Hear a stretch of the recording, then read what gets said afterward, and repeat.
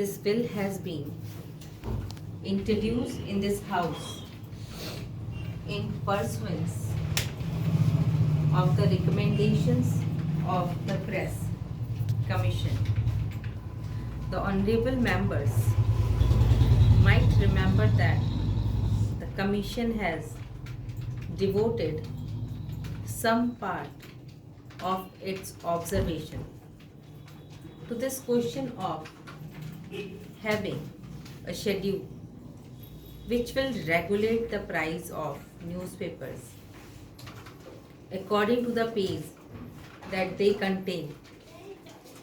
Some of the points that the Commission have made are relevant here and might help honorable members in considering the bill more carefully and also examining the ground on which this recommendation has been so emphatically made by the Press Commission. The Commission says in para 205 that in the present newspaper industry of this country of long standing, which have been able to build up a large and stable volume of advertisement, revenue are in a very adventurous position as compared to other who have just entered the field. It is true that such economic advantages and handicaps exist in a number of industries, but their presence in the newspaper is not, in our opinion, conducive to the even and healthy development of the press. Newspapers serve as media for the free exchange of information and of ideas. The proper functioning of democracy requires that every individual should have equal opportunity in so far as this can be achieved to put forward this opinion. I have just given a few extracts from the Commission report in order to explain the underlying idea of the Commission. The main aim of the Commission's recommendation is to see that a fair price is guaranteed to independent small papers and thus enable them to resist competition from bigger and richer papers. It is also to protect such papers against unfair price competition, such as exist in other industrial commodities like concerning price cutting, etc.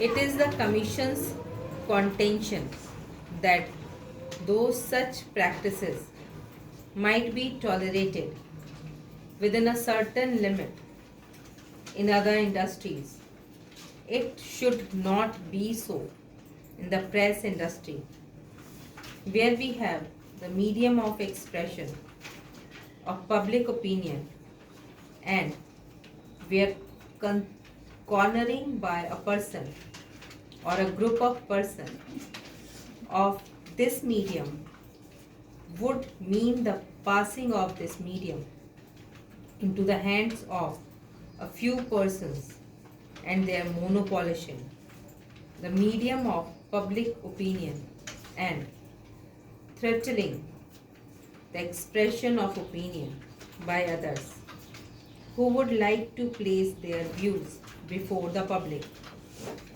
This, in their opinion, would be practically amounting to a denial of the freedom of expression, and it is in that light that they have made this recommendation.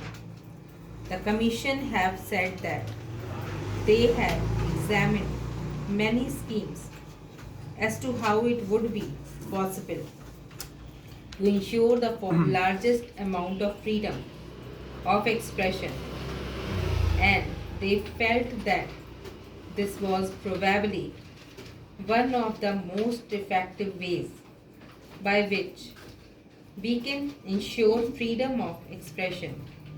I would like here to mention that when that commission's report came out, the government had discussions regarding those recommendations, and the recommendations regarding price pay schedule was also one of those important recommendations which are discussed with a number of organizations which are concerned with the newspaper industry, the All India Newspaper Editor Conference, the Indian Federation of Working Journalists, the Indian Eastern Newspaper Society, the Indian Language Newspapers Association, and also a large number of individual newspapers editors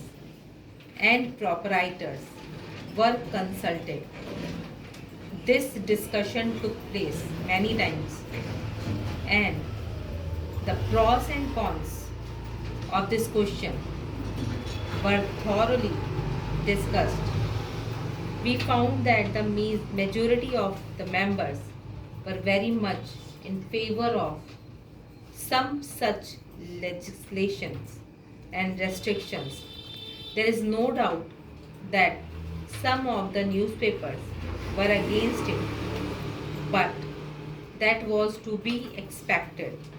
Afterward came the debate in Parliament on the Press Commission's report, and government found that in the discussion in both the houses there was a very strong opinion, I would say a strong majority opinion, that some such legislation on the line of the recommendations of the Press Commission should be undertaken by the government. Here, I would like to mention one or two things regarding the question of the price pay schedule and the pros and cons of the advantage or disadvantage of a schedule. The points in the favor of the schedule might be considered briefly. It will tend to equalize competition and also prevent the emergence of monopolies. Secondly, it will also relax the control of big advertising interest on newspapers, and in that sense generally make them more independent. Thirdly, the creation of monopolies and the concerning of large number of papers by one or two or three groups impinges on the fundamental right of freedom of expression, and by trying to restrict some practices, we will in reality be giving greater scope for freedom of expression that we can now. These were the main things which we had in view in the discussion with the newspapers' interest. However, in discussing the details of the price pay schedule, a number of points cropped up, and we had also before us all the arguments that could be put forward against the schedule.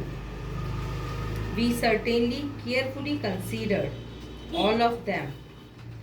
One of the points which was brought forward was that this was something quite new and was therefore likely to create a very unfavorable press and unfavorable reactions regarding our country in the international world.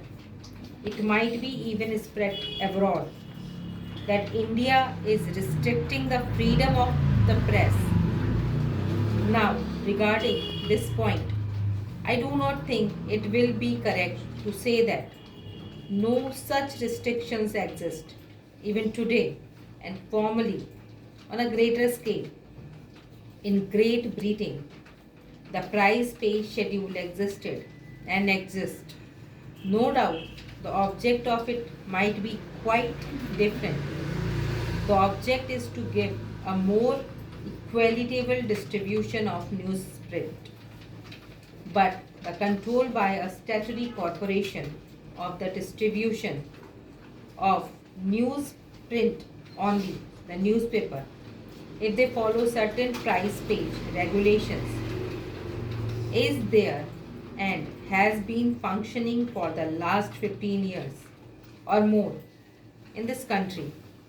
During the war and immediately after, we had the schedule for a number of years.